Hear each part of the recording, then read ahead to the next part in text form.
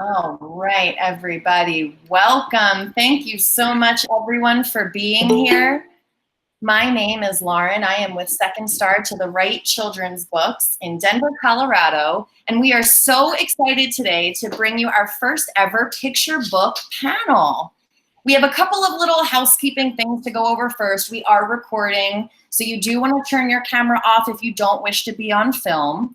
We do ask that you keep your microphone muted at all times. If you would like to change the layout, you can hover over your screen and click on the 3 buttons. There should be 3 circles that are in a line at the bottom right-hand side of the screen, and then click on Change Layout, and you can choose a layout from there. Sidebar is usually best when you are an audience member, which I know is different from what I told authors because it's different for you. So thank you all so much for being patient while I got through all the technical things. We have some really amazing authors here today to talk to you. We are probably going to go over an hour, so we are recording. That way, if you have to jump off, if you can't stay the whole time, you will have access to this afterwards. If you have questions during the panel that you'd like to ask, you can go ahead and put those in the group chat, and we will have time for Q&A at the end, where we will call on you to unmute yourself and ask your question. My lovely media and publicity coordinator, Britt, will be sharing links in the chat for all of these amazing books, so that if you haven't had a chance yet to purchase, you can still do so today. So why don't we go ahead and get started? We are so excited to welcome everybody here. We have Andrea Loney, Valerie Bolling, Khalil, Gaby Snyder, and Zeena Pliska. And thank you all for being so patient with me as I work to pronounce the names correctly, because that is so important. So join me, audience, in giving them all a very big round of applause. Virtual round of applause.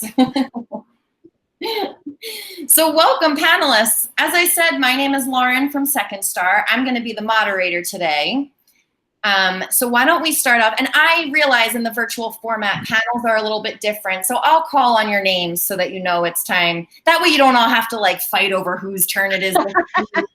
Have dead air for a minute and then everyone talks. I got you. So I am going to go by the order just that you're in on my screen, very random. But why don't you all start by introducing yourselves? You can tell us your name, a little bit about yourself, the book, and whatever you feel comfortable sharing. And Zeena, we'll start with you. Okay. Hi, I'm Zeena M. Pliska. I am the author of I Can't See Myself, so hopefully you can see it.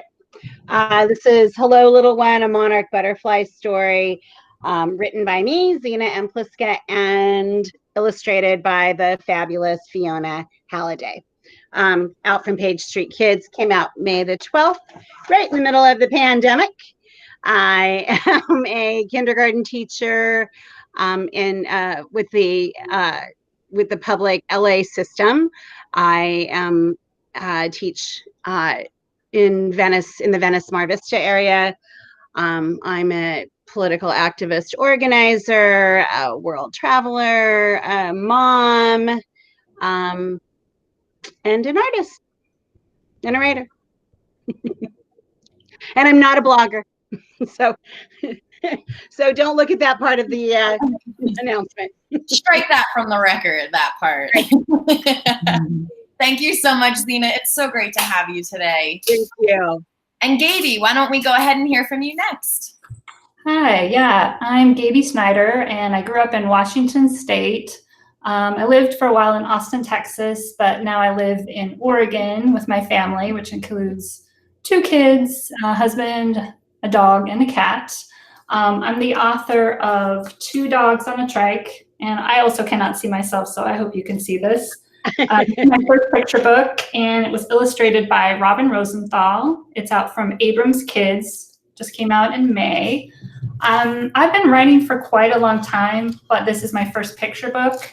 I didn't really realize I wanted to write picture books until I was kind of immersed in the world of picture books, reading to my kids. So I spent several years writing grants and doing instructional design, but just kind of new to the world of picture books. Very nice. Well, welcome to the world of picture books, and it's so great to have you with us today. Thank you. All right, Aya, how about we hear from you next? Hi guys, my name is Aya Khalil, and I'm a debut author. This is my picture book that came out in February, The Arabic Quilt, An Immigrant Story, and it was illustrated by Anais Emergian, and I am in Ohio. I have 3 kids, and let's see, I'm also a freelance journalist, educator, and that is all. I'm so happy to be here, and it's so nice to see so many familiar faces. I see my daughter's librarian, Mrs. McLean. Hi. It's amazing. Thank you guys for joining us. We love librarians, so I just want to give a shout out to all librarians on the call. Thank you for being here. Aya, thank you for being here too. All right, let's hear from Valerie. Oh, you are muted, Valerie.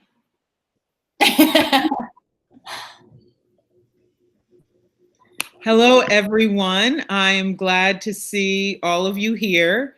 My name is Valerie Bolling, and I live in Connecticut.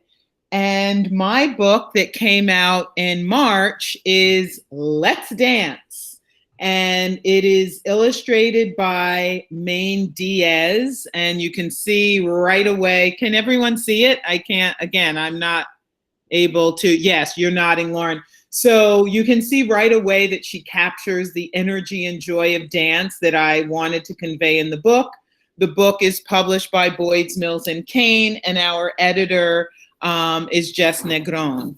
I am not only an author. This is my first picture book that's been published. It's my first book period that's been published. And it's been a really fun journey that continues to be a fun journey. And my other career that I just finished my 27th year in is I'm an educator. And I've taught in elementary school for 12 years, grades 2, 4, and 5. And then I had 5 years as a middle school English teacher, grade 8. And for the past 10 years, I have worked as an instructional coach with middle school and high school teachers. And I live with my husband. We love to travel. We love to take walks together. He's actually out taking a walk now, but I had this commitment. We were away today on a day trip, and we came back, and I got in front of the computer, and he was able to take a walk. So again, thank you for joining us. That's wonderful. Thank you for being here, Valerie. And just again, a shout out to educators. That is amazing. Thank you for what you do. Yeah. All right, last but certainly not least is Andrea. You want to go ahead and introduce yourself? You are still muted. Yeah. Oh, okay, hold on. You can hear me now, right? Oh.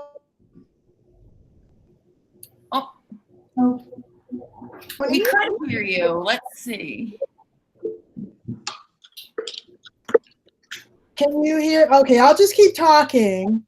And all right, good. So my name is Andrea, and my books that I have today are, and I'm looking at myself in the little corner over there.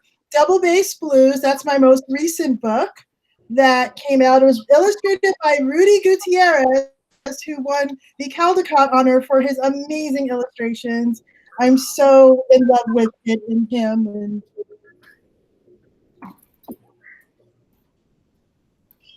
illustrator, because he's married and she's awesome. So anyway, this is my other book, Take a Picture of Me, James Vanderzee. And then my third book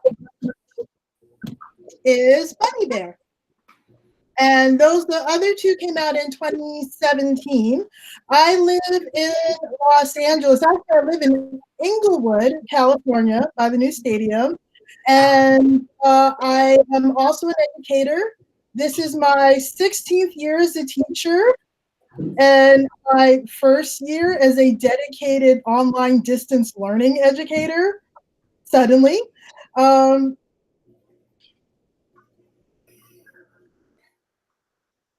know about all the technical problems I'm having today, but I'm really happy to be here. Thank you, Lauren. Thank you, Andrea, for being here. And again, another educator, thank you for what you do. That is, educators are our favorite at Second Star. We appreciate you so much. All right, so our first question that we have is a hard hitter. We are pulling out all the punches right away. We'll start with you again, Zeena. And the question is, how has the pandemic affected how you write and create? So my debut book came out during the pandemic, which has been a very, very, very interesting ride, mainly because I spent a year really working out of the side of my brain that does not work well in details and deadlines, because I knew last year that I had to launch my only child. She was graduating from high school, and I had to launch my first book, and it was going to happen simultaneously. So I'd say that was about a year's worth of like hitting the mark, hitting the mark, hitting the mark, hitting the mark, like no deviation, no room for error. And then we got to March and everything got canceled. So it was like almost 2 years worth of work that just went down overnight. It was definitely crushing when it happened. But as you can see from this panel alone, 2 of us are from LA, one of us is from Ohio, one of us is from Connecticut, one of us is from Oregon, and we're all today in Colorado. So that has been really fabulous. And I've made a lot of friends and contacts that I would never have made, because I wouldn't have been able to go from the Bronx to Utah to, I would not have been able to have done that. I think for me, my plan was to be in Southern California, to go to Northern California, and to go up to Oregon. And that was kind of going to be the extent of where I was going to make stops.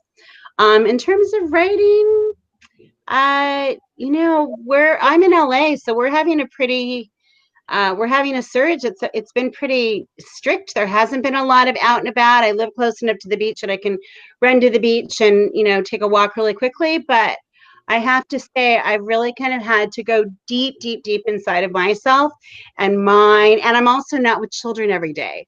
So for me, I'm always with children, and I teach in a way, and I use a Reggio, I'll wrap this up. I use a Reggio-inspired approach, which means that I am listening to children 24/7, and I am documenting their words verbatim. So I'm always sitting in the middle of their heads, 5-year-olds, 4-year-olds, and 5-year-olds. And so I always have my finger on that pulse, and I haven't, because we've been online. That's so wonderful. Thank you. Gaby, how about you? How has this affected you? Well, in terms of the book launch, I'll back on what Zeena said and say that, obviously all in-person events went out the window, but honestly, I didn't have that many planned.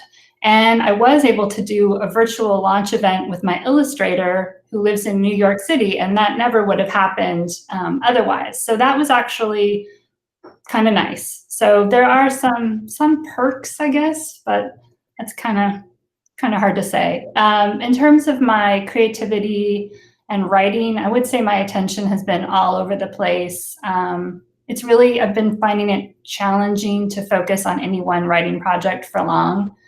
That said, I think this time can kind of help us put things into perspective. Like, what do I really care about writing? What do I really care about doing with my life as well? So I think we've maybe been having some deep reflection as well, like what's worth standing up for. So it hasn't been a time of getting a lot of writing done, but it's been a time of reflection.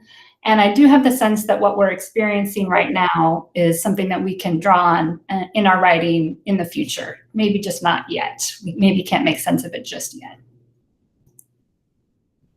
That's a very interesting point. I hadn't thought of that. Thank you. And Aya, how about you? How has this all affected you?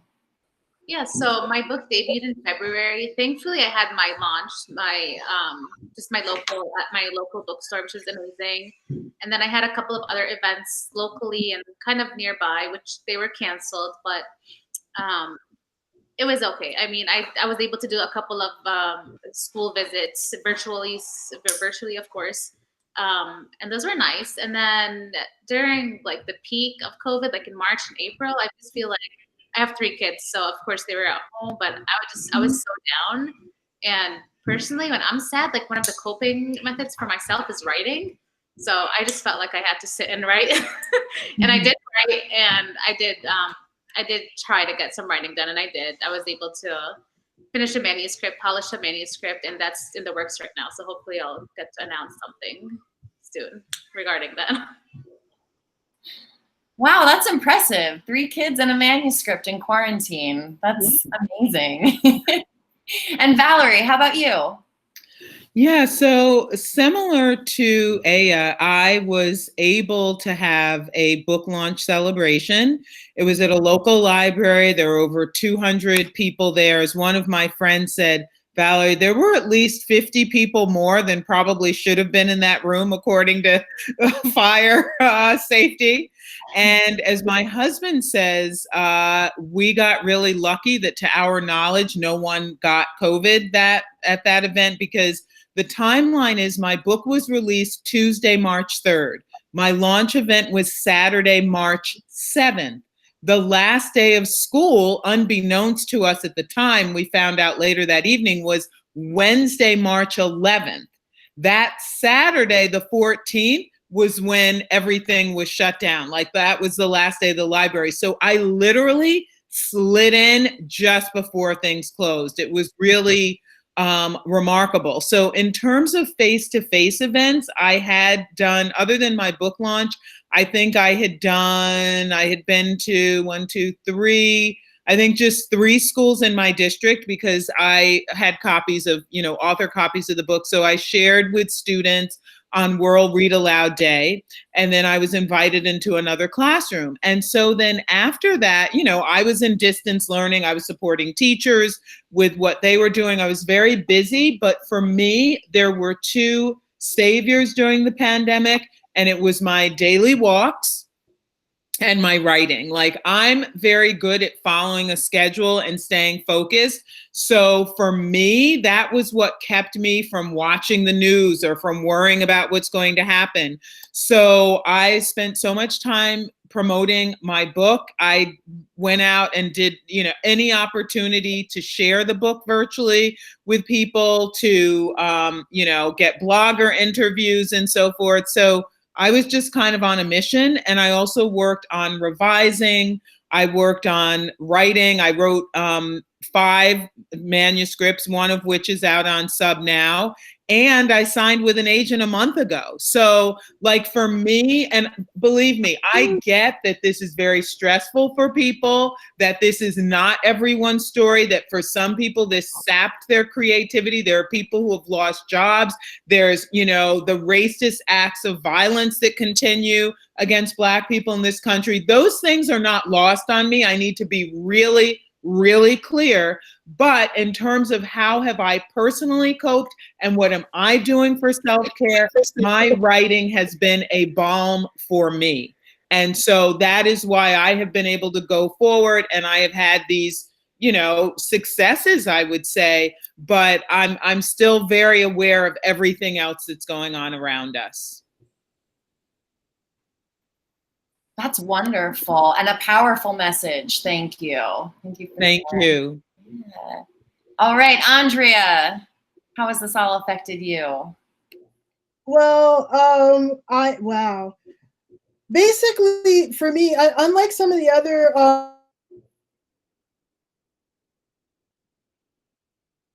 so this book came out in November. Oh, sorry, can you hear me? Okay. The book, my Double-Bass Blues came out in November, so it had already been up. The only thing that happened is that when they announced the Caldecots, I think that was in February, and I was like, wow, I should do something about this. I should have events.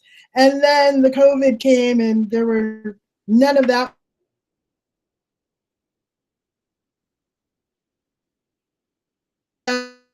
teaching corporate classes. I was teaching corporate classes, and I was teaching 2 different college classes, and I was supposed to travel around the country doing author visits. All of that shut down except for the college classes, and all of my students had to be brought online, and all of my classes had to be completely converted to online classes. And I'd say like maybe 2 weeks into classes or less than that, one of my closest relatives came down with COVID and was in and out of the hospital.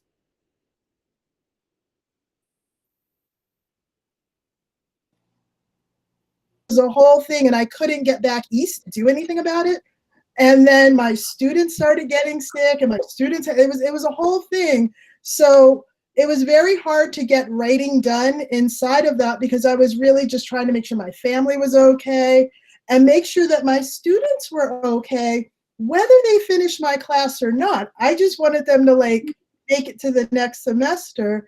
And I did finish a biography that I had been working on for about 3 years. And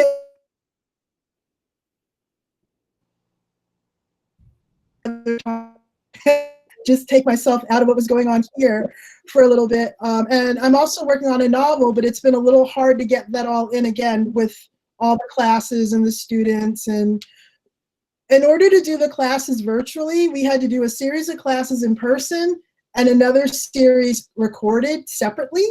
So my workload quadrupled. So it was a whole thing. But I'm really glad that the summer's here for right now, and next year's classes are already pre-prepped, so I won't have as much of that to worry about. And it really did force me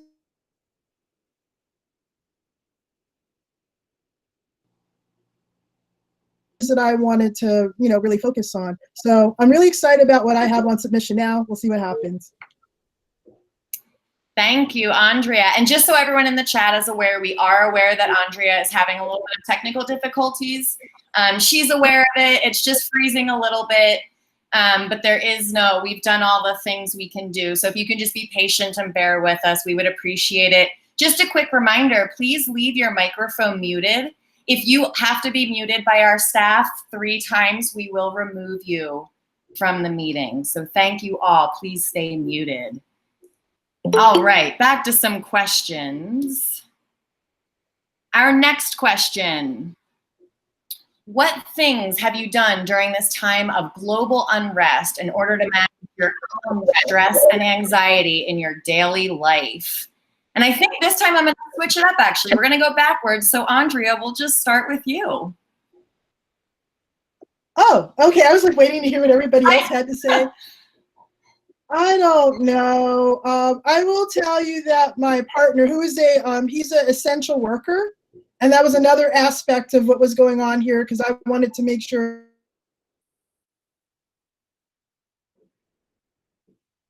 to watch those true crime shows like Forensic Files. Somehow that's soothing in what's going on right now. I'm not really into that. I like watching little Pixar shorts and and Disney movies. I bought one of those karaoke microphones just to be sure. I also bought him some noise canceling headphones, so we have peace in our house. It's awesome. That's amazing. That sounds wonderful. And Valerie, how about you? How have you been? I know you said your daily walks and writing. Are there any other things that you've done that have really helped you to manage the stress? Especially as you're mentioning, there's so much else going on in the world. There are so many really big, powerful things. So what else have you done that's helped you manage all that? Yeah, well, when you talk about unrest, what I've had to be really clear about, and really it's my walks and my writing, but I've had to be really clear with myself about what conversations I'm going to jump into and what conversations I'm not. And also when I jump into a conversation, I may jump in and insert something, and then I may jump out. Like, I'm a member of a lot of writers groups online, and there have been a lot of conversations in the writing community, #OwnVoices. hashtag what publishing paid me, capitalizing the word Black. That was a discussion in, I'm a member of the Authors Guild.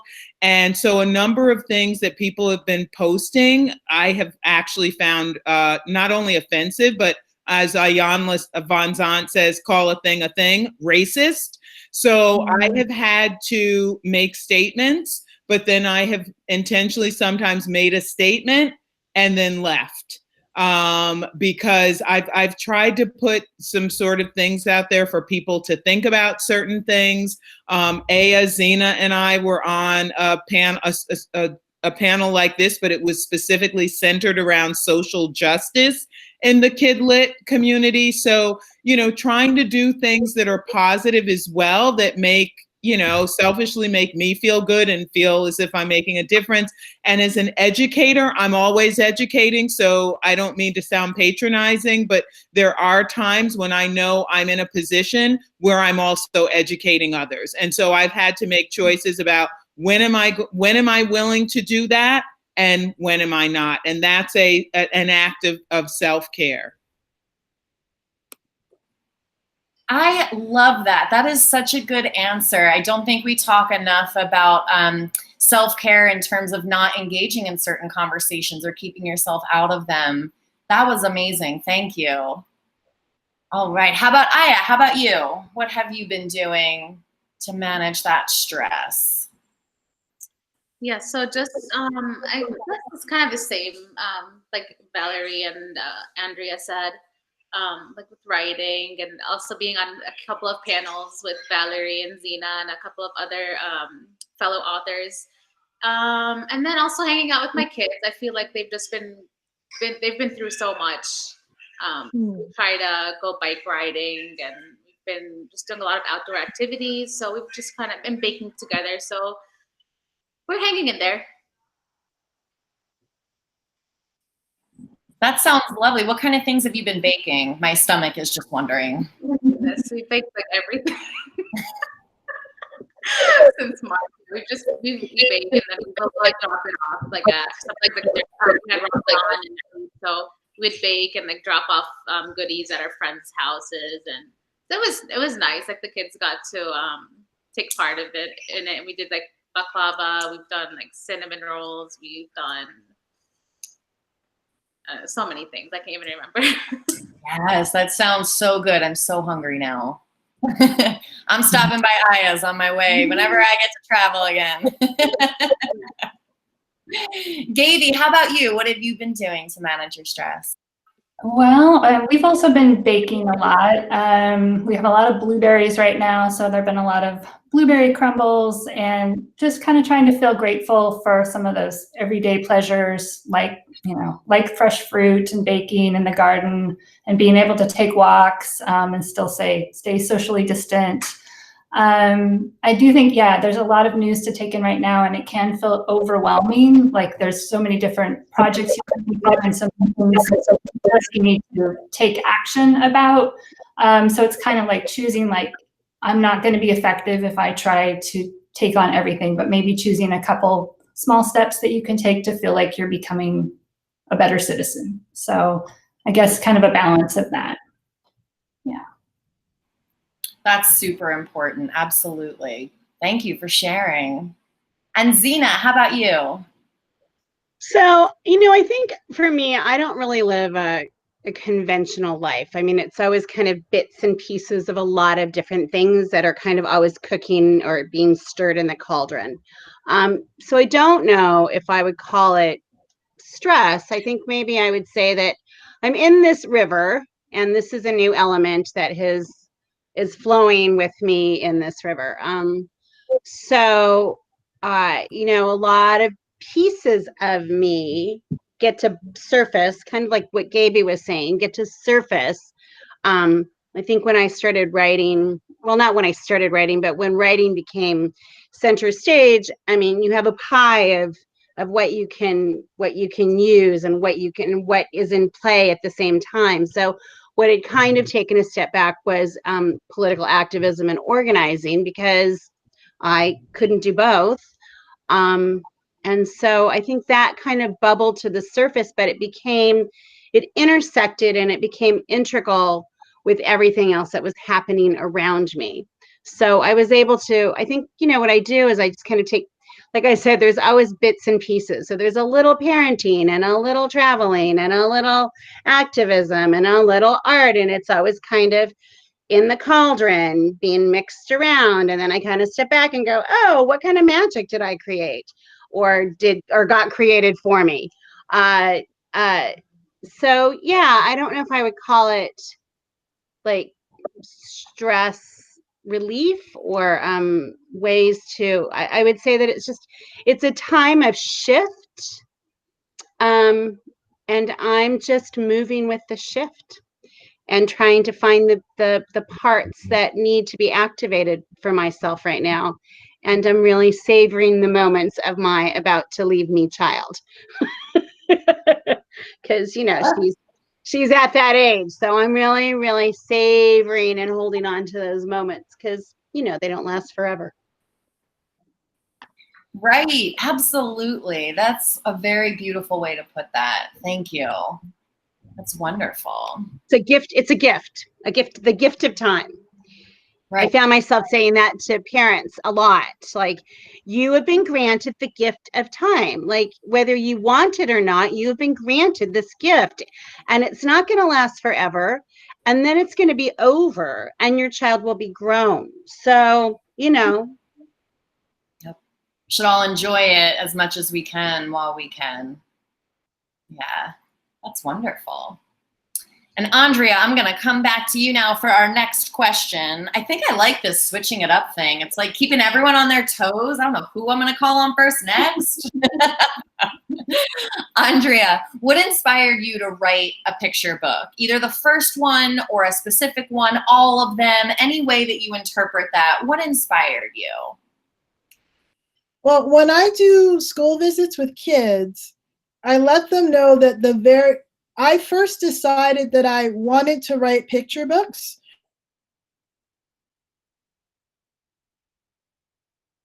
I was 7 years old. We had moved to a new town. I really didn't fit in because everyone else in my class had been friends since kindergarten. And I moved in it. We moved from a city. We moved from East Orange, New Jersey, to a small town in New Jersey where there weren't very many Black families. And I was the first Black person that some people had really even met, including my teachers. And they didn't really know what to do with me. And I'm like, I'm 7, please figure it out. It was very stressful. But I always had books to make me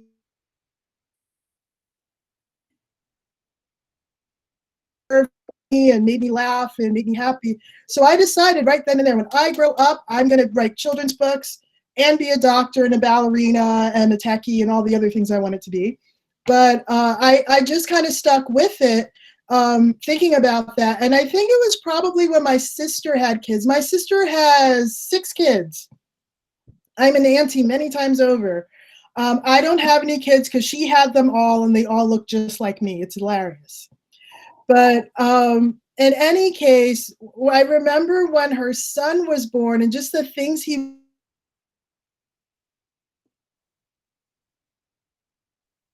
a book from he was 3 when I started, and he is now 20. But he's been featured in some of my books in different ways. The other thing that influenced me to do this was around the time that Trayvon Martin was shot. I wasn't writing, I was just teaching and loving being a teacher. And I thought, I feel so powerless and I have to do something, but I don't know what it is. And then I realized that writing children's books is a way to put the world out there that you want to live in. You can create the world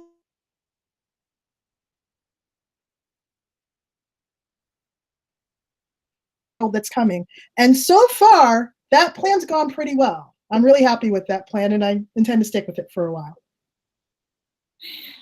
Awesome. What a great answer. I love what you said. I'm 7. Please figure it out. That is like the epitome of everything. And not make the kids figure out what should be on the adults. I love that you said that. Thank you for saying that. Beautiful. Thank you for sharing too. All right, Valerie, how about you? What inspired you to write your book?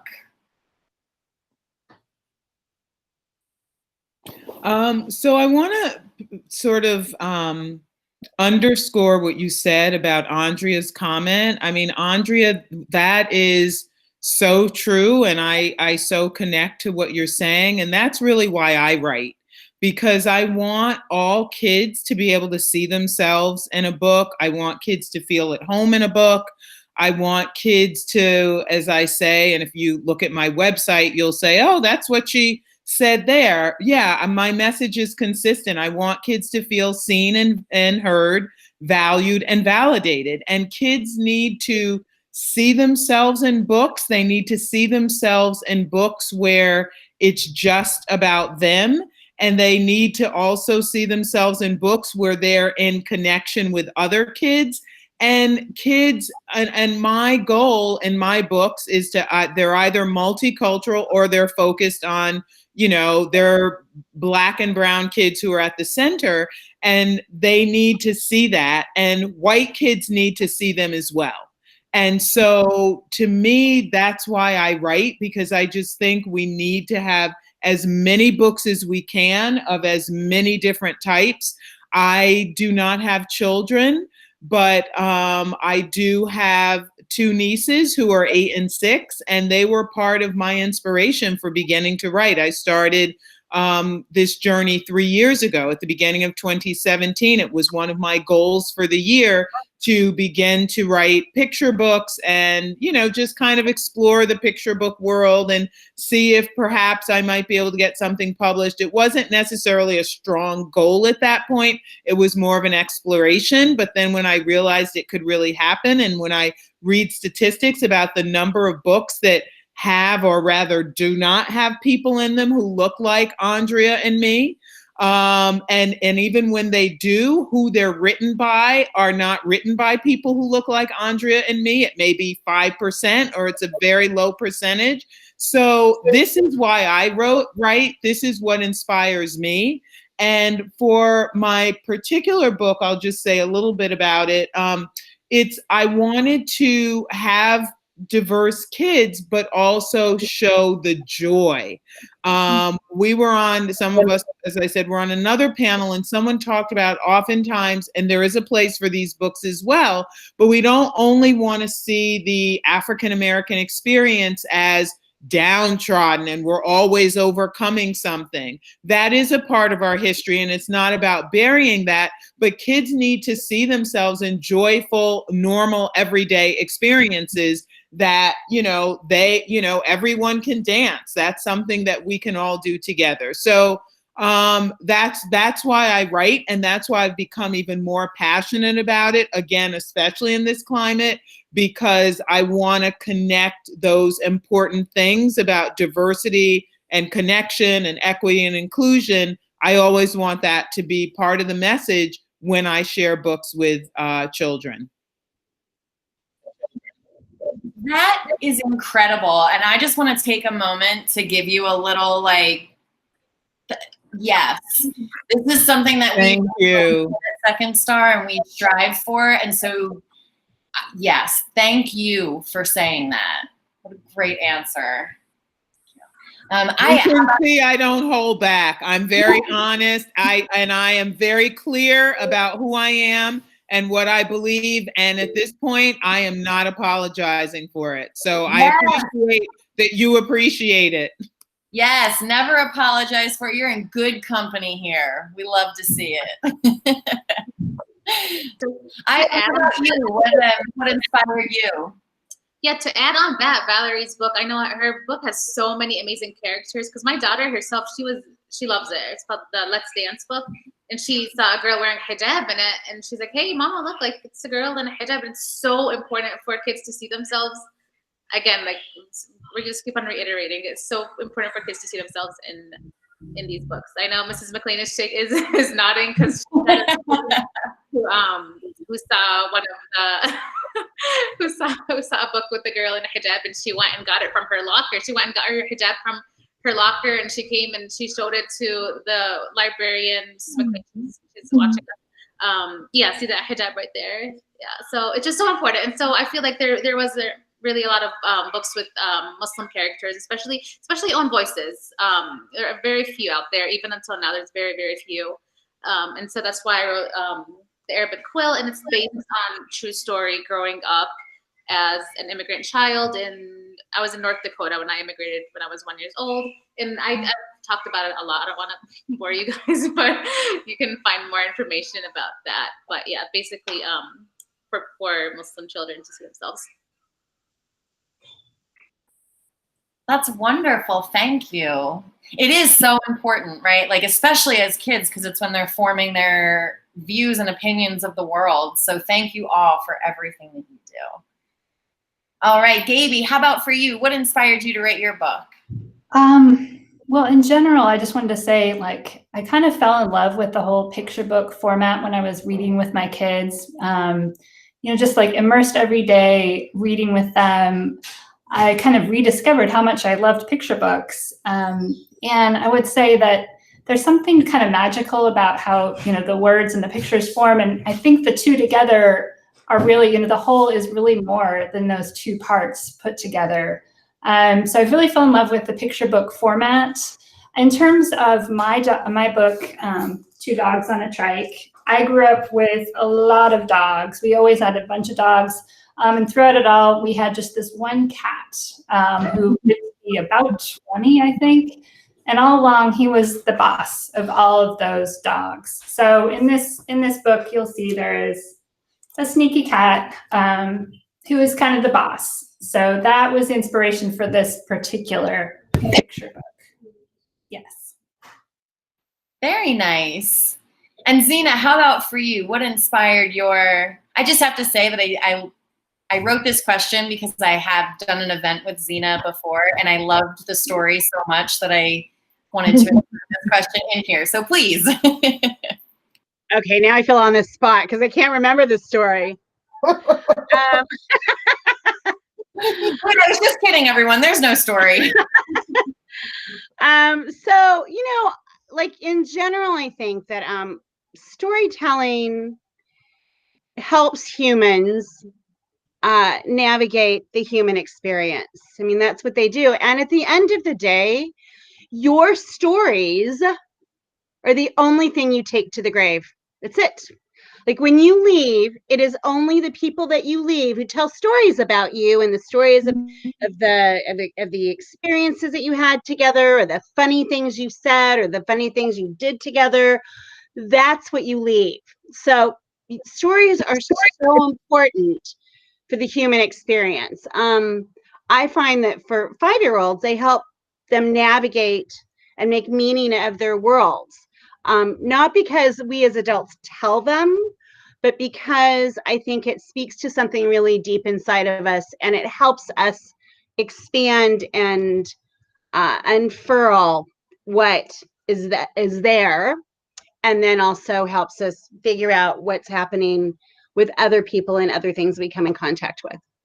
So the story of my book, Hello Little One, was about 7 years ago.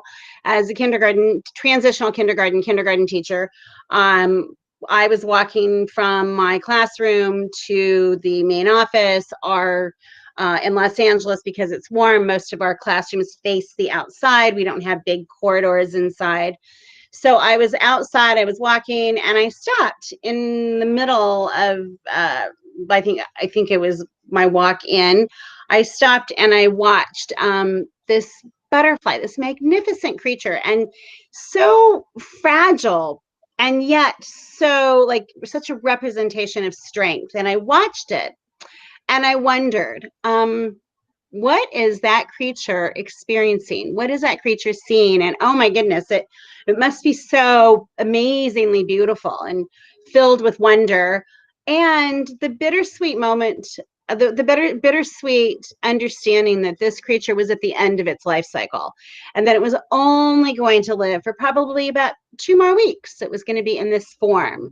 And I wondered kind of what that was. Like, what was that? What is that? And then as the story progressed, it really became a story of youth yearning for age and age yearning for youth. And the protagonist became a little caterpillar who couldn't wait to grow up, just couldn't wait to grow up. And it met this monarch butterfly and it couldn't wait to fly with its friend. And I'm a great lover of irony. So, of course, in that 2-week window, when those two stages can come together, that intergenerational friendship can come together for 2 weeks, it's the only 2 weeks that they can come together, because one is going to not be a butterfly anymore. And one, prior to that was an egg. So that's really the only two weeks that it can come together.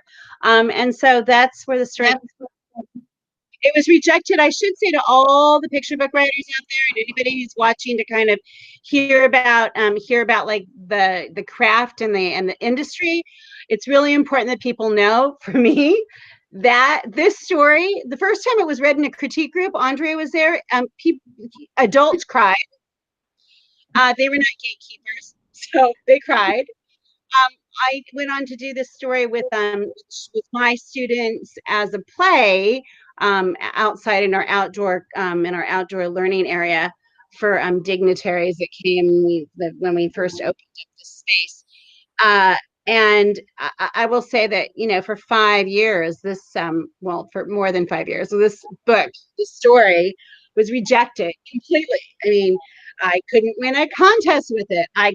Every agent that saw it rejected it. No editor would look at it. No publisher would take it. And it was really kind of a fluke how it came about. I ended up selling a different book called Egyptian Lullaby, which comes out in 2021, maybe 2022. And because there were two companies that were looking at it, that went to a company that was that it was a better fit. And so at the very last minute, I pulled this manuscript out and said, hey, but what about this one? And that is the only reason it came to be. And that's actually a lot of what the next question is what was it like for you, your general experience? So it sounds like for you, it wasn't as straightforward as you think. And so here's what I would say to the writers out there. Have several manuscripts in your back pocket, because had I not had this particular manuscript, which had many of the same qualities as the manuscript that sold, but a very different topic, but it had like the lyrical language that they were looking for and the more visual presentation that they were looking for that also had occurred in this other manuscript. Had I not had that to pull out and say, hey, how about this one? A, I would have had just one picture book coming out, but B, that experience would have been gone. It would have evaporated and it would have been done. So have at least 5 or 6 before you go out there, because you want to be able to say, hey, how about this one? Okay, not that one. Oh, how about this one? Okay, not that one. How about this one? And that again also just recently happened to me with a graphic novel. Same thing. So that we had a little bobble. My agent and I had a little bobble, and we thought something was going to go, and then it hit a little bump in the road. So I was able to say, hey, okay, not that one. How about this one? So I'm currently working on that graphic novel because there was a, hey, how about this one moment. Wow. So being prepared, having more than just that one story sounds like it is the best bet. Being able to say, hey, how about this one? Another one.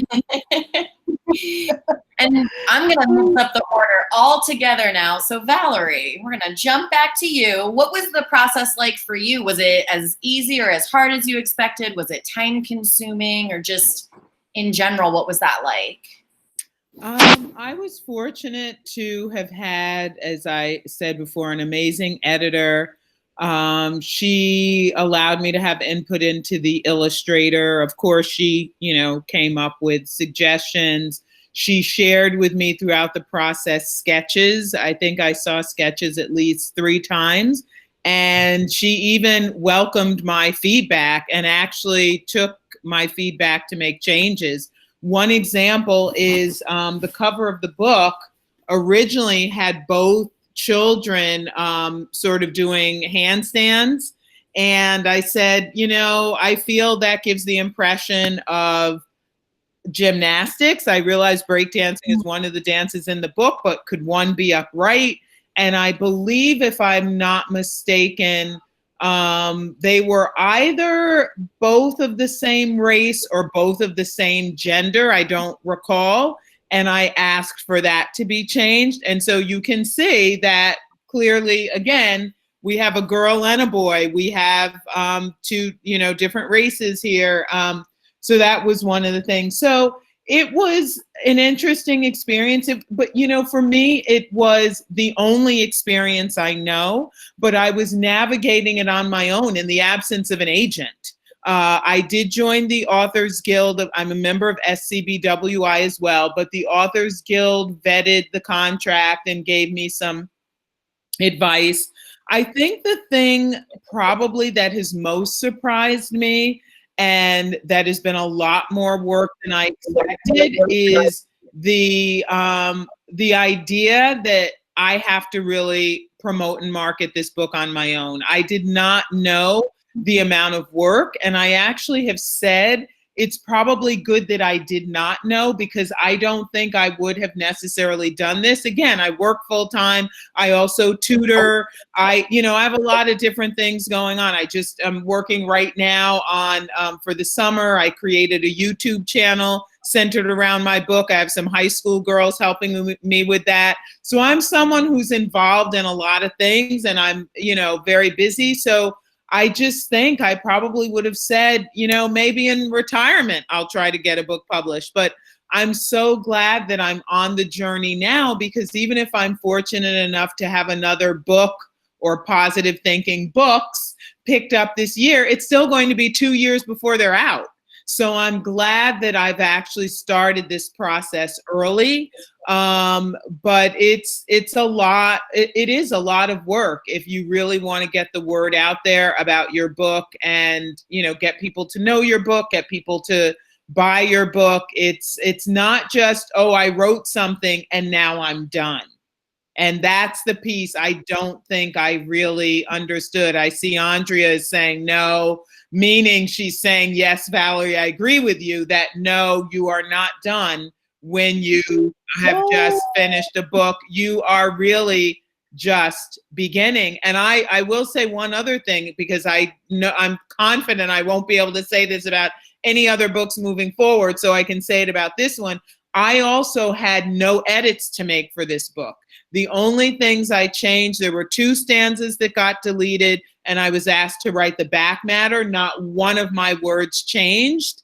And that's very unusual, I realize. And again, I'm saying it now because I know that will not be the case moving forward.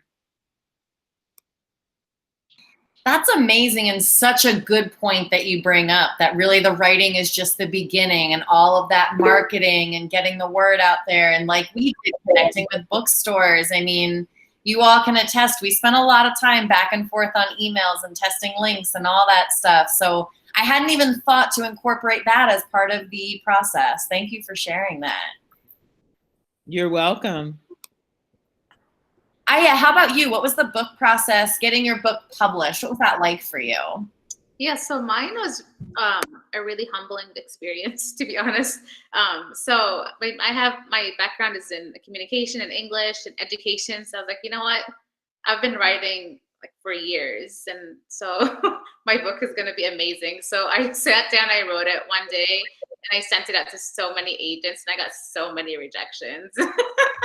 And then I'm like, all right, maybe I need to take a step back and stay humble. So yeah, I said, and of course, it requires so much revising and joining critique groups and all that. So then it took months to revise and edit and get feedback. And I got a wonderful agent, and yeah, he helped me submit. And it's a small publisher. It's called Tilbury House.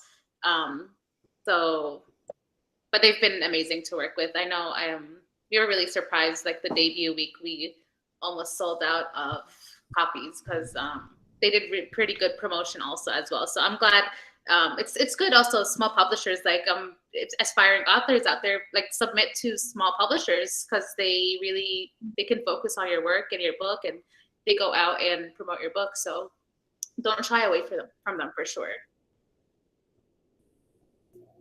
I love that. That's such a good reminder to not quit when you get rejections, and don't forget about the small publishers. Very true. Gaby, how about for you? What was that process like for you? Well, I would say generally when I write, it's, getting the first draft down usually doesn't take a lot of time, but the revision process, takes weeks, sometimes months. And also I draw a lot from my critique partners. So for instance, with Two Dogs on a Trike, I probably wouldn't have even thought actually to send this manuscript off to publishers if my critique partners hadn't said, oh, this is a good one to submit. I'd, probably written 30, 40 manuscripts before I wrote this one. So I wouldn't have really predicted that. So critique partners can be really helpful. And also to go off on a tiny bit of a tangent, speaking to all those aspiring picture book writers, expect a lot of rejections. And actually, it can help. And this is something that I think Andrea can correct me if I'm wrong, but I think you were someone who posted about having a rejection ritual. Maybe you made like a mug cake. And I loved that. In fact, I kind of shot for okay, I'm going to try to have 100 rejections this year. And each time I get a rejection, at first it was like I was going to buy a plant for my garden each time. Well, that quickly became way too expensive. So then it was like for every 5 or 10 rejections, I can buy a plant. But that really helped to put a positive spin and feel like I was moving forward with each rejection. So it took a long time, but it was once Two Dogs on a Trike was actually accepted by a publisher, things went pretty quickly and there weren't a lot of changes, but everything leading up to that took a lot of time and revision. Wow, thank you for sharing. And that's a perfect segue too to Andrea, what your experience was like. Thank you for that, Gaby. Wow. Okay. So I think what I'll talk about is just the overall experience, because I really decided at one point I am going to study writing picture books, and not just the creative part, but the business, because it is a business of children's literature. And I kind of cobbled together my own little MFA program of joining different organizations, doing lots of webinars. I would go to the library and make sure that I read 20 picture books a week and a novel a month, which was not that, I worked it out by having it on my Kindle, because otherwise it's just stacks of books everywhere. And the lead up to my book actually getting sold and published was one thing. That was one thing. It was very okay, I'm going to try this. I'm going to get rejected. It doesn't matter. I'm going to try this. I'm going to get rejected. It doesn't matter. And this book, Take a Picture of Me, James Van Der Zee, this is the one that won the Lee and Low New Voices Award. So even though all of these agents were saying, no, rejecting the book, it did win. It won Lee and Low's heart. And the cool part is, right after I won that award, I went back to another agent, I think, and said, well, this won an award. And they're like, that's great. No. And I was like, wait a minute, but it's published. And I was still getting rejections for a book that was published. By the way, I have gotten rejections for a book up to 2 years after I've submitted it. I have gotten maybe 2 years earlier that they forgot that they had it. You just never know. You never know. And once things switched over and my book started coming out, I had 2 books come out in the same year. I did a lot of public speaking. I enjoy public speaking, and it all kind of worked out for me. I discovered that I had a whole new job, because being a writer is one job, but being a published author is a whole other job. like you need like an Instagram account and a Twitter account. People email you all the time. Everyone you've ever known, and they want you to tell them how to do it. So it ended up, I part of what I have to do on top of my regular job is balance all of that. I have been incredibly blessed to work for people who, once they understood what I was doing, my administrators at my school arranged my classes so that I only have to teach a certain part of the week, and then I have the rest of the week to travel, to do author visits, and to write, which I thought was really great. Yeah, it's just a matter of balancing it all, being patient, because there's a lot of hurry up and wait. It could take 2 years for a book to come out. Like writing a children's picture book is like getting pregnant with a baby. That's to drop, you know, and it comes out and it's all cute and dumb, like you love it, but you gotta wait. You gotta wait. So yeah, my suggestion to everybody who's interested in this, and particularly the debut people, really be clear on what you can control and what you can't control. And if something's going on and you can't control it, just let it go and then go back to the thing that you can control. And one thing that we can all do is we can focus on telling the stories that we want to tell from our points of view, no matter what else other people are doing out there in the world. And when those stories connect with those kids, it's all on. As soon as I'm there and I'm reading to the kids or I'm signing books or whatever, I'm like, this is what this is about. This is me making good on that promise I made to myself when I was in second grade, because now I'm doing this with these second graders. It all comes full circle. Thank you. Yes, I love that. I love that you kept your promise to little you, to second grade you. That is beautiful. So my last question, some of you have already kind of answered, but maybe you can tell us a little bit more. The last question we have for you today is, do you have another book in the works coming out, a docket in your back pocket, anywhere in the attic, anywhere in the world, in your brain still? Is there another book in you? Andrea, we could start with you since you're already ready. Okay. I'm always working on at least 3 or 4 different things that are on submission right now.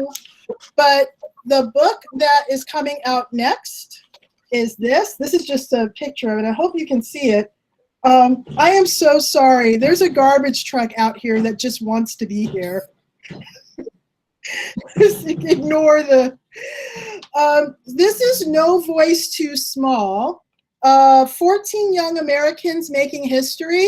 It is edited by Lindsay Metcalf, Keela Dawson, and Jeanette Bradley, illustrated by Jeanette Bradley. And it is a anthology of poetry.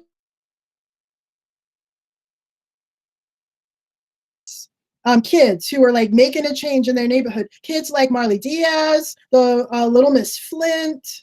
I wrote about a girl named Nazari Kepra who helped to create the organization that eventually became Project Orange, which is adopted by Everytown for Gun Safety. Just regular kids and what they did to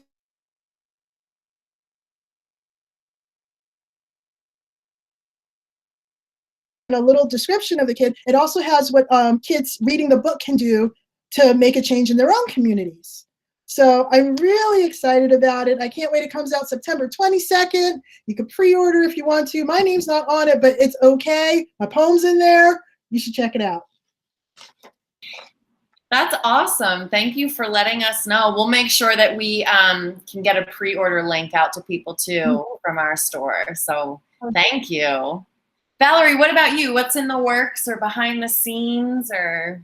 Sure. So I'm going to do a little cheat. And before I get to that, because that part will be very brief for me, I want to pick up on something that Andrea said. And also, please, the name, I want to say Gabi, and I know that's not it. Gaby, Gaby, okay. And that Gaby said, because I know that some people have tuned into this to learn some things. And as I said, I'm always in teacher mode.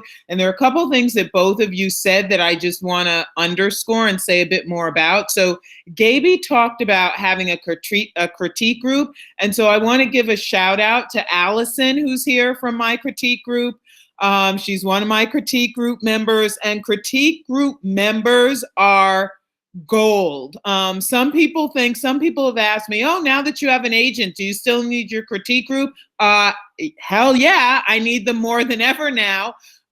So critique group members are amazing. I also have a writing partner, Lindsay, who has not, she's not with us this evening, but she's amazing. And she and I had a distance visit at her family cottage actually on Monday. We met at a conference, so going to conferences is very important. Becoming a member of SCBWI is very important. So I want to underscore certain things. The other thing I want to be really clear about is I am grateful and blessed for everything that has occurred. I know it seems like I had a fairly easy route to publication. I talked about writing during the pandemic and, I wrote 5 books, but I want to give you a little more perspective. So when I wrote the first version of Let's Dance, which was originally called I Love to Dance, I did get some feedback from an incredible, now she's an author too, her debut book is out this year, Marianne McShane. But what's wonderful about Marianne is she's a librarian. Shout out to librarian. She retired at the end of last school year. She worked in a school library as well as our local library, and she's also a storyteller. And she gave me incredible advice, which I won't take additional time to share. But so I revised for 7 months more. So that was June of 2017. I started submitting in January of 2018. And the book was acquired that June. And then I signed contracts in July. So in all honesty, that was quick, but notice that even quick was a full year. From June really to June is a full year. And there were 26 rejections of this book. And I signed up, as I said, a month ago with my agent, and I queried between agents, editors, whatever. I looked at my list. There were like 150 queries over 3 years. So, because I started querying, which in retrospect, it was too early, but in June of 2017 was when I actually started querying. And so again, now, I signed in June of 2020. So, and what Andrea said about she had a book out and she was still being rejected. So, you really have to find the right fit. And what I've said to people is at the beginning of this, I just wanted an agent. I wanted someone to want me. Later on, I started at the end of last year, I started to get highly selective, as in, no, you need to be the right agent for me. Not just you are selecting me, I am selecting you. So you want to keep that in mind as well.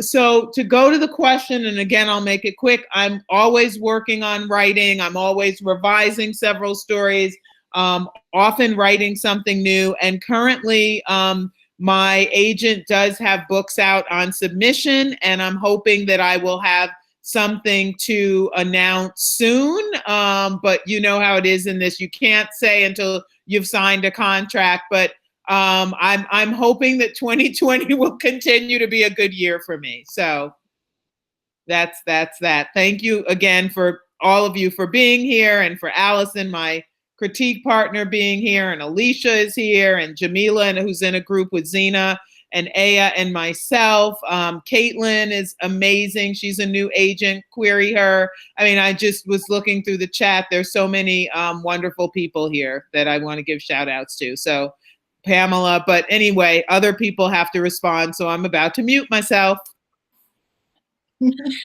Thank you, Valerie. That's so exciting. We've got our fingers crossed for you for this next endeavor. We can't wait to see what else you do. And Aya, how about you? Do you have anything in the works? Anything you're writing right now, or? Yeah, so I talked about it a little bit in the beginning. During quarantine, I polish the manuscript, and I just wanted to hear good news. I was like, I need some good news. So I was really like focused on that manuscript, and thankfully it was a good experience. So hopefully I get to announce that soon, but probably not until a couple of more months. But and then I just write here and there, but there's really nothing. So I know some people like to wake up like early and write, like at 5 a.m., but I can't do that. I have 3 kids. I wake up several times, and I love writing, but I love to sleep.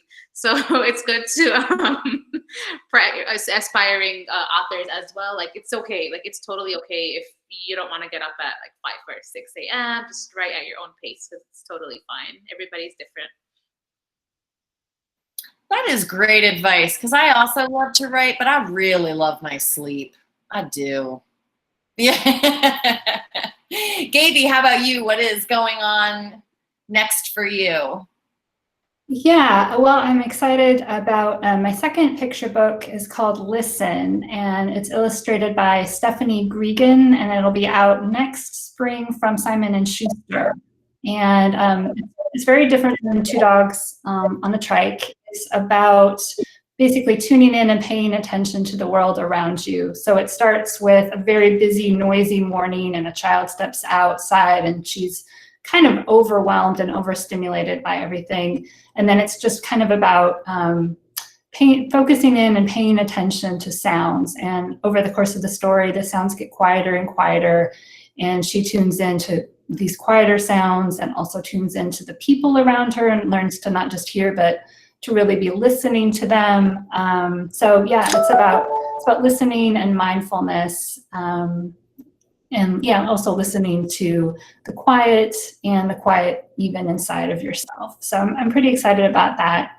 Also just wanted to say a quick shout out to a couple of my critique partners who are here, Heather and Claire, and there may be a few others, but thank you so much for being here. And I think that I saw that my editor from Two Dogs on a Trike, Meredith Monday from Abrams Kids, is also here. So thank you so much for being here. Really appreciate it.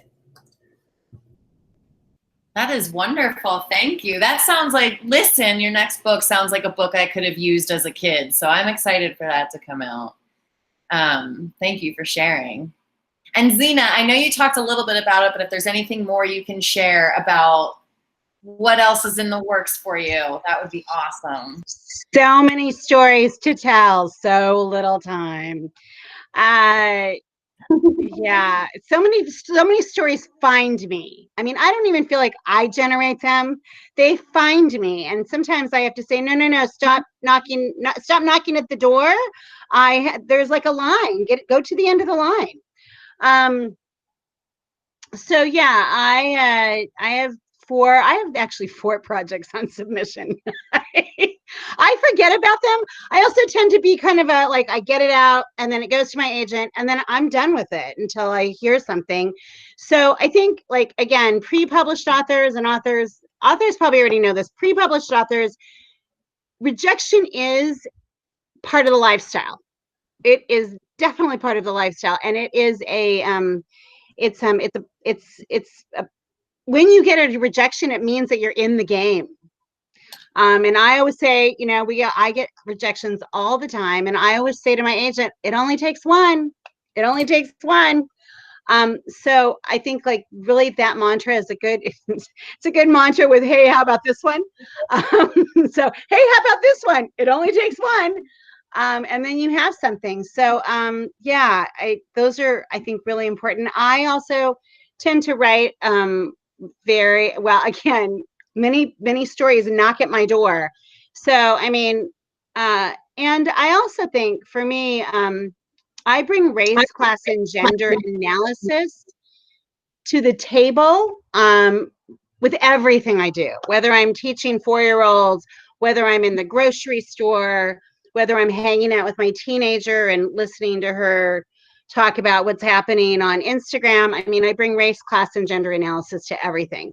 So I'm currently working on a book right now that's about a cat whose witch turns her into a child. And at the end, and in there are elements of race and class and gentrification. but yet it's for 8-year-olds. I'm also working on a piece about the twin sister of the school shooter. It's a redemption piece and a coming of age piece. It's a YA. And then a multitude of other projects. And I can't say enough about critique partners and critique groups. Andrea was my first critique partner. We met at the SCBWI. 2014. I was at the very, very, very beginning. And I saw Lizzie was here too. I had critique groups with Lizzie and Nicole. And critique groups are invaluable because you can't work in a vacuum. And if you work in a vacuum, you end up getting very confused. So there's a couple other things. Can I say really quickly a couple other things? So I also want to say that sometimes, like when you're in a vacuum, like, so for instance, for me, I found the Manuscript Academy. I don't usually like to shout out businesses that make money, but I have to say I really appreciated what this group did. So they basically, you pay $10, you pay a certain amount of money for 10 minutes with an agent or editor. It's your 10 minutes. You can do whatever you want with it. And then I was able to say, where am I in my craft? Not am I good or am I bad? Because that's subjective. But somebody in the business can tell you where you are in terms of your craft development. And that is very different than that subjective, whether you're good or bad. So I was able to get some insight because I was like working in a vacuum. And so they were able to say, here's where you are. Here's where here's what you can do with that in terms of querying. And I was grateful. So critique partners, and of course there's the Authors Guild, and of course there's the SCBWI. Probably the most important thing you will do as an author or a pre-published author, Society of Children's Book Writers and Illustrators. I mean, that is the umbrella organization that everybody belongs to, whether you are extremely published or pre-published in Kidlit. And then the last thing I will say is that, sometimes also serendipity is your friend. So really what got things moving for me was I was able to take classes at Otis College of Art and Design. As an educator, I was able to take classes. They have a program with LA Unified. And my teacher that I took every semester, very much became my mentor, Deborah North Lattimore, who is amazing. And I don't know, maybe the third go round, because she knew my work, she talked about this agent all the time, who was her friend. And I finally said to her, I wonder, do you ever recommend your students? It never hurts to ask. I mean, somebody could say, yeah, no, I don't, and that it doesn't really work for me, which is part of the rejection process. But sometimes you'll get a yes, because it only takes one yes. And so she said, I do. And I said, would you consider recommending me? And she said, I would. And so she did. And at the end of the day, that was through a very kind of roundabout process. That was how I ended up with representation. And it was not like, have your phone call, get an agent, tell everybody on your social media, I got an agent. It wasn't like that for me at all. It was a very kind of curvy, wonderfully curvy journey. And I ended up at the end of that journey with an agent and 2 book deals and 4 projects on submission right now. So, always look outside of the box, I think is what I'm saying. Like, yes, there is a way, there is a well-worn path. And yes, absolutely. Critique groups, SCBWI, right. Improve your craft. That is the well-worn path. But don't forget to look on the other side, on the sides of that path, like in the gray area, because, sometimes serendipity is your friend as well. That's wonderful. Thank you. I know we are so far over time, so if anyone does have to go, we absolutely understand. There are a couple of questions that came through the chat, so anyone that is able to stay and is willing to answer some more questions, please do. If you're not, we totally understand. We are going to be posting this video for audience members. For authors, we'll make sure that we put a note that we ran over. If you do have to go, we'll make a note that we ran over and you had to leave so that people don't wonder. The first question I have in the chat, and I will leave it to you. I don't know who will know answers and who won't. So anyone, if you want to, any of the authors, if you just want to jump in, we'll deal with like 5 seconds of awkward and then we'll figure it out. The first question in the chat is from Sarfraz Huma, and I apologize if I am pronouncing anyone's name incorrectly. And I think most of you answered the first part of the question, what advice do you have for aspiring authors and illustrators? Can I say really quickly, don't call yourself an aspiring author, call yourself a pre-published author, because that really shifts that paradigm and it really shifts it for you as you start to look at yourself. So don't ever say aspiring, call yourself a pre-published author, because that's what you are. I love that, yeah. And they are also wondering, so this person is a writer and an artist, and they would like to illustrate their own book. And their question is, would publishers accept this? Okay, so it's so funny because I was just about to say, can I say something really quick before you ask the question?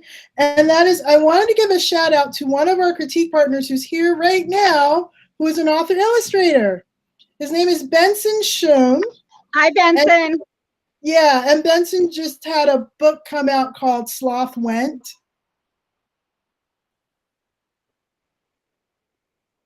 Yeah, it's adorable. And you know, one of the great things about critique partners too is to be in critique groups that have authors and illustrators, as opposed to critique groups that just have authors, because it really shifts the perspective on the whole storytelling process. I've learned so much by having different types of critique groups and different types of people in these critique groups.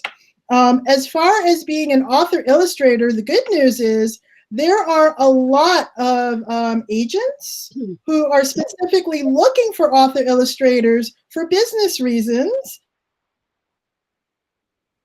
Not because people aren't talented and wonderful, because, you know, you put in the work, you build your craft.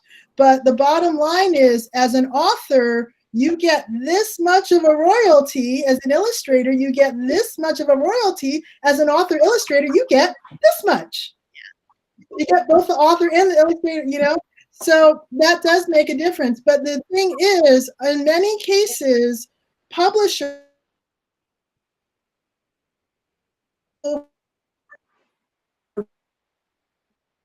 so it would need, illustrations need to, I don't want to say they need to look a specific way, look a certain way, but there's certain markers that they are looking for. And if you, again, do the thing where you look at like maybe 20 picture books a week, how do the illustrations work without the words? How are the words, you know, working? How are the pictures just working by themselves? All of that kind of stuff. Look at that and see what those illustrations are like, and what your illustrations are like at the moment. And if you need to take some courses to get closer to that,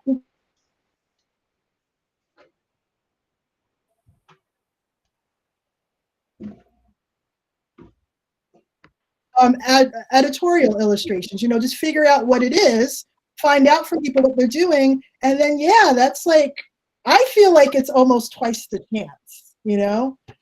I wish I could. I'm jealous of you is what I'm trying to say right now. Can I also just add, sorry, I'm going to add one more thing and just tag off of her. So again, like she said, it's really great to have, I'm going to go back to Valerie as well, in having a critique group, because your critique partners not only read your work and know your body of work and know your little writer ticks, but they also become your resource. So for instance, I'm in territory that I have no idea, and I actually backed myself into a corner and said I could deliver this graphic novel, which I have no idea how to write a graphic novel. But just the other day, just 2 nights ago, I was on the phone with Benson saying, hey, can you walk me through this? And he did. So, you know, they become your resources as well, especially when you get into situations where you're like, I have no idea what this is and I don't even know how to look for it. That makes so much sense. Are there any other authors, Valerie or Gaby, that you wanted to add anything? I do believe Aya had to go. I had talked to her that she might need to hop out. So I do believe that Aya had to go. But Gaby or Valerie, if you had anything you wanted to add about the question about author illustrator doing that. Not really. I would just co-sign what the others said about the importance of having critique groups, especially if you have other critiquers who are illustrators and can really speak to how the illustrations are working or not working with the text. The only thing I would just say very quickly is that when you query agents, there are some agents who are author illustrator only. And so if you are an author illustrator, clearly that's an advantage for you. For instance, for myself, I was looking for those agents knowing that if they only accepted author illustrators, I was not able to query them. So just be careful as you're making decisions about who's a fit to keep that in mind. That's really all I would say on the author illustrator, because as I'm not an illustrator, I don't have a whole lot to add to the conversation. Thank you. That absolutely. I admire anyone who can illustrate. I am not there either. We have one more question that came through the chat. And again, just if you have something to say, same kind of format, you can hop in to our panelists. Tamara Ann Fowler, which I'm not going to lie, I misread that when this came through and thought it was Teresa Ann Fowler. It is not. They are wondering if you can address self-publishing versus traditional publishing. If you have any thoughts, ideas, advice, anything that you'd like to share on that front. I'll jump in really quickly. I could never have self-published because I am lazy. And I don't have any money. So the problem with self-publishing, if you are lazy and you don't have any money, is that you have to really do everything by yourself. And you don't have those other eyes on your work. I mean, I have to say that both of my pieces have gone through edit. I mean, I didn't have to hire an editor to look at my work. I sent it, my agent looked at it, she asked for edits. And then, of course, it got to the editor and the editor asked for edits. And then the editor asked me if I had any ideas about illustrators, both of them. I was very lucky. And so, again, for pre-published, I would say, for pre-published people, I would also say kind of know some illustration styles, because what happens is they may ask you, and then if you're like me, you're like, oh no, I have to go to a bookstore and look really quickly. But the traditional publishing, while it is more difficult, and your work is expected to be at a certain level before you even step into the game, on the back end, you will have far less to do than if you self-publish. But it depends also, I think, what you're trying to do. Like if you want to self-publish and you really want to finish a book, just know that a lot of that work will be yours. You'll have to do the marketing, you'll have to do all of it. And again, so if you're lazy and don't have any money, it's not a good choice. I would like to add that, yes, Andrea, also lazy with no money. You know what, though? I have to say there are reasons to self-publish. Basically stick it out for traditional publishing. And it really comes down to, why do you want to create this book, and what is your big vision for this book? What do you want to do about it? Let's say you have a book about your grandchild or a family relative, and you want to write this book so that everybody in your family can enjoy it. That is a perfect reason to self-publish a book with a small run It's in, those places that I don't mention when I'm with a indie bookstore have setups for some of those things. You can create something, you could have it. The people, let's say, who you know, and maybe somebody else who might be interested in it. You don't have to worry about worldwide or national distribution or any of that sort of thing. The flip side is you probably won't be able to get it into a library or a bookstore or like Target or anything like that. But if that's not your goal, and your goal is, I want to make something for my Nana. I'm not sure how long my Nana's going to be around. I just want her to see her hold it in her hands and watch her grandkids look at it. Yeah, it's really easy. It's a lot easier to do that now. It's just when you want to have a book that's on, like I said, in bookstores and in libraries and in schools and in all of that, that is where traditional publishing usually comes in. And if you want to do that through self-publishing, it is a full-time job. It's several full-time jobs because you are a editor, you're a writer, you're finding the correct illustrator, you're a marketer.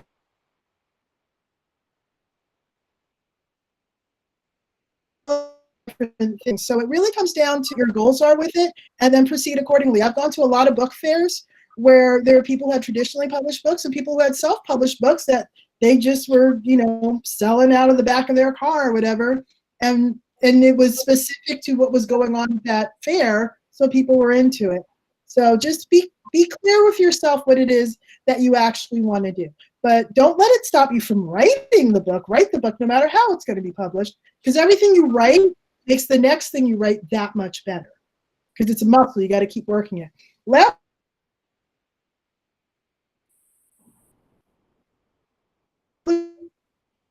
Getting published by a traditional publisher is like cornholing. You know that game cornholing? You throw the beanbag in the hole? It's like cornholing in the dark, okay? Nobody knows what they want until they see it, really. And you don't know what they want, so you just keep throwing your best out there, and most of it will be no. And all it takes, like Zeena said, all it takes is one yes, one enthusiastic yes. Yes, I'm going to go through the 2, 3, 5 years it takes to get this book where it needs to be. That's what you want to wait for. And every no is just, okay, well, that's not the right person for me. You're just waiting for the right pitch. That definitely makes sense. Did anyone else, Valerie, Gaby? Valerie? Yeah. I don't have a lot to add, but because, as I said, with an author illustrator, if I'm not an illustrator, how much can I say? I feel this panel, we're all traditionally published. So quite frankly, and I mean no offense in any way to the other panelists, I don't know that we're the best people to answer that. I think if you really want to know about self-publishing, you need to speak to someone who's self-published. I mean, bottom line. There's an author, Zeta Elliott, who is both traditionally published and has done a lot of self-publishing. And if you do it right, I mean, she's making money because, again, the other part of being traditionally published is you get in advance, which, can be like from 0 or 500 or 1,000 to, if you're lucky for a picture book writer, maybe up to 10,000, but certainly not on your first one. And then you get 5% royalties. So you really, it's not, you don't get rich being the average picture book author. And so some people want to self-publish because if they do have some money to put up front, they actually will recoup that and more. I will say there's someone in our critique group, it's not Allison, but another member of our critique group made the choice to self-publish a book because she felt she had sent enough queries out and it was getting close, but hadn't been accepted, and she got tired of waiting. Now, someone else, I think she'd maybe queried it at most for 6 months. I think there are a lot of people who would have kept querying it. It's a wonderful book, but she made the choice to self-publish. And after she made that choice, she ended up getting someone else who's interested in publishing another book of hers. And it's a very small niche publisher because she's a speech pathologist. And the book sort of has that bent. And so they're very interested in it for that reason. So she'll have a book that is traditionally published, even though by a very small niche publisher. and she has this other one, and she did find the illustrator. But she's been enjoying the process. So it really is about, as Andrea said, it's about your goals. What do you want? And then speaking to people who have done it or are in the midst of doing it, so you can find out. That definitely makes sense. That's great advice. Thank you. And I mean, I think like everything, it's a cost to benefit analysis, right? So like Andrea said, if you can bear the cost and the benefit of getting your book out is, outweighs, then yeah.